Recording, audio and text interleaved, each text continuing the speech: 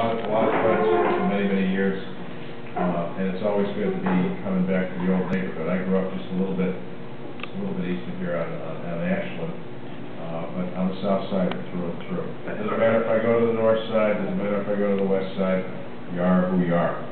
And Ronnie, you'll be happy to know I was on the southeast side in the 10th Ward. Yeah, I was out of Lockhart eating some chicken. Gotta get around, right? No, but look, I mean, this is who I am. The city's in my DNA. I come from these neighborhoods. I stay in the neighborhoods, and my kids live in the neighborhoods. And I'm very, very proud of that, because I think that Chicago, and a true Chicagoan, should be there, because that's the kind of person who's going to understand what our issues are about, what our people want to see. And remember, memory's good too, to remember how this city used to be, how it used to be. I was telling a story to a group of people today about Richard J. Daley. Richard J. Daley, when he was mayor, now here's a guy that took risks. He took risks. Expressways got built. You remember the alleys? When I was a kid growing up, they were all dirt. And then one day he came along, they were all concrete. And I remember when the lights went up in '66. We didn't always have street lights. I mean, now the kids just think they take it for granted. And then the skyline of Chicago, I saw an old picture the other day, when the Prudential Building was the tallest building in downtown Chicago. Well, it ain't that way anymore. And the reason for that is leadership brought people together, brought resources together. And Jess, I remember when Richard J. Daley was proud to work with labor.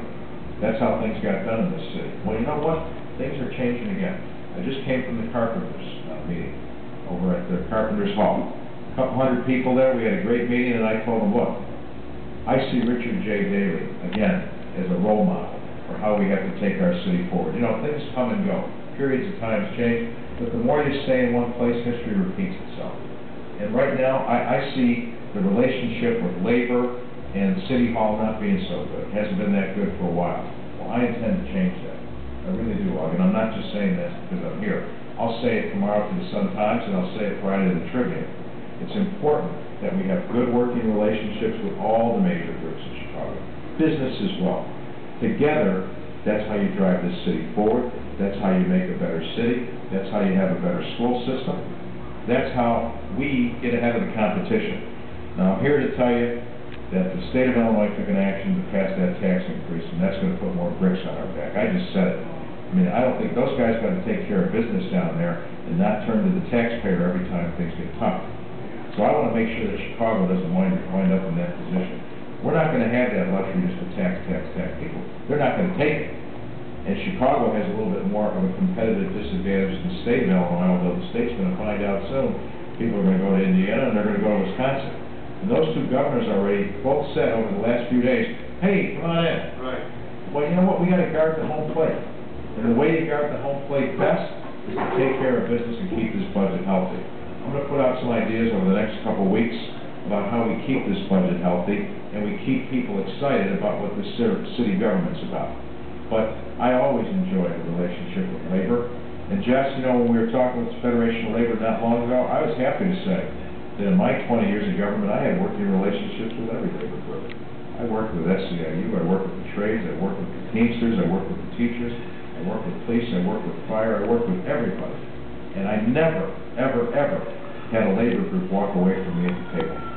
Because I stayed there, I meant it. I wanted to get something done. That's how you move an agenda forward. So this is going to be a great campaign, Augie. And as the Carpenters just told me, hey, Gery, here's what's going on. In the beginning, everybody thought this guy Emmanuel was on fire. Ain't on so much fire anymore. Kind of getting into a lull. And then we go on TV. So has anybody seen our commercials? Yeah. Right, good. So you've seen our commercials. Talk about working in Chicago, building Chicago, breaking down that bureaucracy in City Hall so we can actually get companies to come in again.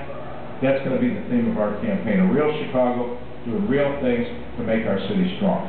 And then I'm telling you what's going to happen is we continue to raise good money. We continue to build coalitions with people. We got the endorsement of Chicago Police Sergeants on Friday. We got the endorsement of Luis Gutierrez Sunday. And we got the endorsement of Wilfredo De Jesus, who dropped out of the race for mayor and endorsed me. We're just getting started.